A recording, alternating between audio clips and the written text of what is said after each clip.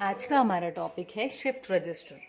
इसे कंटिन्यू करने से पहले आपसे एक बात कहना चाहूँगी मैं कि सभी लोग अपना बहुत ध्यान रखें। स्पेशली इंदौर में तो बहुत ही ज़्यादा केसेस बढ़ रहे हैं कोरोना के, ओमिक्रॉन वाले भी और जो पुराना वेरिएंट था उसके भी। तो ये बहुत ज़रूरी है अभी हम सब के लिए कि हम एक्स्ट्रा कॉन्शियस रहें अपने हेल्थ को लेकर के, क्योंकि हमसे ही हमारी फैमिलीज़ भी कनेक्टेड हैं। तो हम ज़रूर खुद का ध्यान रखें। चलिए, तो हम शुरू करते हैं अपने शिफ्ट रजिस्टर को। इससे पहले भी रजिस्टर पर मैंने एक वीडियो बनाई थी जिसमें था हमारा बफर रजिस्टर। तो जब भी नाम रजिस्टर आ जाता है तो सभी का काम जो एक सेम होता है वो ये होता है कि नंबर ऑफ बिट्स, क्योंकि फ्लिप फ्लॉप की जब हमने बात की थी तो वो एक ही बिट को स्टोर कर रहा था, लेकिन रजिस्टर जो है ये कलेक्शन ऑफ बिट्स को स्टोर करता है। अब ये हमारे ऊपर है कि हम 4 बिट का स्टोरेज चाह रहे हैं, 8 बिट चाह रहे हैं, 16 बिट, कितना। ठीक है, तो जो हम डिस्कस करेंगे वो रजिस्टर्स होंगे 4 बिट के। तो जो शिफ्ट रजिस्टर है ये क्या करते हैं, जो भी हमारा इनपुट डेटा होता है उस इनपुट डेटा को ये शिफ्ट करते हैं।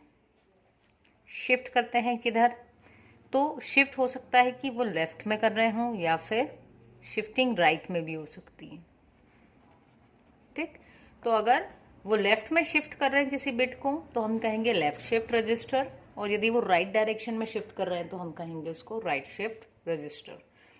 तो जो शिफ्ट रजिस्टर है इसका जो सर्किट बनाएंगे हम उसमें, क्योंकि फ्लिप फ्लॉप ही यूज करना पड़ेगा, तो हम यूज करने वाले हैं डी फ्लिप फ्लॉप।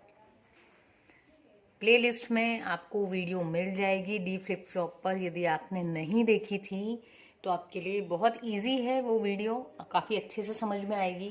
और ये प्री रिक्विसाइट है इस वीडियो को समझने के लिए कि आप डी फ्लिप फ्लॉप को समझ कर ज़रूर आएँ और देख कर आएँ कि डी फ्लिप फ्लॉप में हम जो इनपुट देते हैं क्या वही हमें आउटपुट में मिलता है, वो कैसे काम करता है, उसका मैकेनिज्म ज़रूर से समझ के आएँ, फिर इस वीडियो को कंटिन्यू करें। तो चलिए, अब हम बना रहे हैं डी फ्लिप फ्लॉप से शिफ्ट रजिस्टर। तो जो शिफ्टिंग और जो यूज़ करने वाले हैं बिट्स, तो हम जनरली इसको 4 बिट स्टोरेज के लिए यूज़ करने वाले हैं। तो 4 बिट को स्टोर करना है, एक फ्लिप फ्लॉप 1 बिट को स्टोर करता है। 4 बिट के लिए कितने फ्लिप फ्लॉप लगेंगे? 4। तो अब हम बना लेते हैं इसके सर्किट को। पर उससे पहले फिर एक बात कि जो शिफ्ट रजिस्टर है ये हमारा 4 तरीके का होता है। एक होता है हमारा सीरियल इन सीरियल आउट, जो हम आज देखने वाले हैं। सीरियल इन सीरियल आउट में क्या होता है कि 1 बिट एट अ टाइम जाती है एक फ्लिप फ्लॉप के पास में, 1 बिट एट अ टाइम। ठीक, तो एक कोई फ्लिप फ्लॉप है, मान लो हम उसका एक अगर ब्लॉक डायग्राम की बात करें सिंपल, तो ये serial in serial out register है हमारा। तो इसके पास में जो इनपुट आएगा डेटा वो सीरियली आएगा और सीरियली ही डेटा हमारे पास में आउटपुट भी आएगा। कैसे देखते हैं, चलिए। तो मान लो 4 बिट के केस में मेरे पास था ये डेटा, अब ये मुझे सेंड करना है। तो सीरियली मतलब सबसे पहले यहाँ से जाएगा 1, ये वाला LSB इसको कहते हैं लीस्ट सिग्निफिकेंट बिट। तो ये वाला 1 गया, ये इधर हमने आउटपुट पे ले लिया। फिर दूसरा वाला 1 गया तो ये दूसरा वाला 1 मिला। फिर आया 0 तो 0 आ गया यहाँ पर, एंड देन आया फिर 1 तो ये 1 मिल गया यहाँ। तो यहाँ से एक एक बिट करके डेटा गया और एक एक बिट करके हम उसको रिसीव करते गए एट द आउटपुट एंड। ठीक है, तो क्योंकि सीरियली हमने इंसर्ट किया, एक ही बार में हम 1 0 1 नहीं दे पाएंगे। ठीक है, तो सीरियली इंसर्ट किया एंड सीरियली ही हमने उसको एक्सट्रैक्ट किया। ठीक, तो इसीलिए कहते हैं इसको सीरियल इन सीरियल आउट। अब हम इसका जो है सर्किट डायग्राम देख लेते हैं। तो सर्किट डायग्राम में जो हम यूज करने वाले हैं वो है हमारा डी फ्लिप फ्लॉप।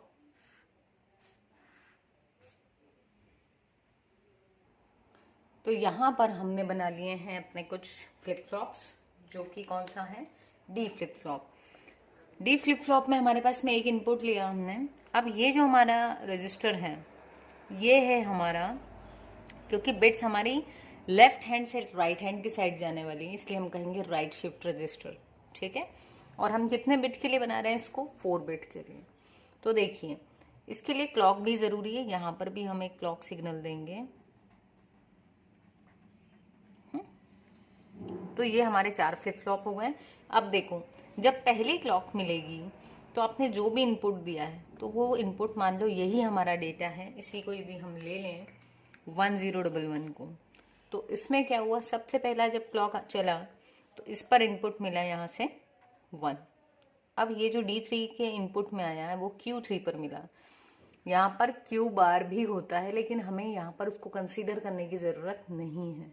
ठीक है, तो यहाँ से 1 मिला, जैसे ही क्लॉक मिली तो ये 1 कहाँ पर आ गया? आउटपुट पर।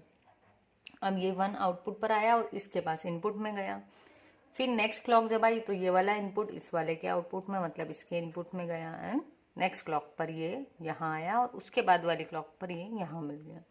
अब जब तक ये आ रहा था तब तक जब दूसरी क्लॉक आई, मान लो फर्स्ट ये क्लॉक थी 1, पहली क्लॉक पे ये 1 यहाँ आ गया, दूसरी क्लॉक पे क्या हुआ, ये दूसरा वाला जो 1 था वो भी इधर आया। अब नेक्स्ट जब क्लॉक आई तो ये वाला 1 यहाँ गया और ये वाला 1 यहाँ पर आ गया। ठीक, यानी सेकंड वाला 1 आ गया समझने के लिए, जबकि एक टाइम पे वो एक ही बिट को लेगा, पर आपको ये समझना है कि ये दूसरा वाला 1 था। ठीक है, तो अब ये वाला यहाँ आ गया, यहाँ पर सेकंड वाला 1 आ गया। ठीक, जब तीसरी क्लॉक आई तो इसके पास में यहाँ पर क्या आ गया? 0। चौथी क्लॉक पे ये वाला 1 आगे बढ़ा, सेकंड वाला 1 इसके पास आया और यहाँ पर 0 आ गया। ठीक, और इसके पास कौन आ गया है? ये वाला 1 दे दिया अब हमने। अब नेक्स्ट जब क्लॉक आई तो ये 1 बाहर हो गया, दूसरी क्लॉक पे जो सेकंड 1 था वो यहाँ पे आके वो भी इसको मिल गया। थर्ड, और फिर इसके बाद ये यहाँ आ गया, ये 1 आगे गया, ये वाला 1 यहाँ गया, ये 0 इसके पास आया और ये वाला जो 1 था वो यहाँ पर आ गया। नेक्स्ट जब क्लॉक आई तो ये वाला जो 1 था वो यहाँ आया, 0 आगे आया। ठीक, तो फिर अगली क्लॉक में 0 वाला आपका यहाँ शिफ्ट हुआ, ये 1 यहाँ आया और लास्ट क्लॉक यानी चौथी क्लॉक है हमारे पास में। तो इस तरीके से सिंगल बिट इनपुट हमको, जो सिंगल बिट यहाँ से आगे बढ़ते बढ़ते आपको कहाँ मिल गया? यहाँ पर वो उसको स्टोर करवाना क्यों ज़रूरी था? क्योंकि एक साथ 4 बिट चारों के अंदर एक एक थी उस समय स्टोर, यदि हम एक ही फ्लिप फ्लॉप लेते तो एक समय पर एक ही रहती। तो रजिस्टर में इसीलिए collection of flip flops use किए जाते हैं। तो ये था हमारा serial in serial out right shift register, जिसको हमने यूज़ करके बनाया है D flip flop. I hope आपको समझ में आया होगा। समझ में आया हो तो शेयर ज़रूर करना, क्योंकि अभी क्लासेस अगर प्रॉपरली नहीं हो पा रही हैं ये कोरोना के केसेस के कारण ही, तो ये आपकी रिस्पॉन्सिबिलिटी है कि आप खुद से पढ़ें, सेल्फ स्टडी करें, है ना। तो यदि आपको हेल्प मिल रही है इस वीडियो से तो ज़रूर से आप अपने फ्रेंड्स की भी हेल्प कीजिए। Thank you.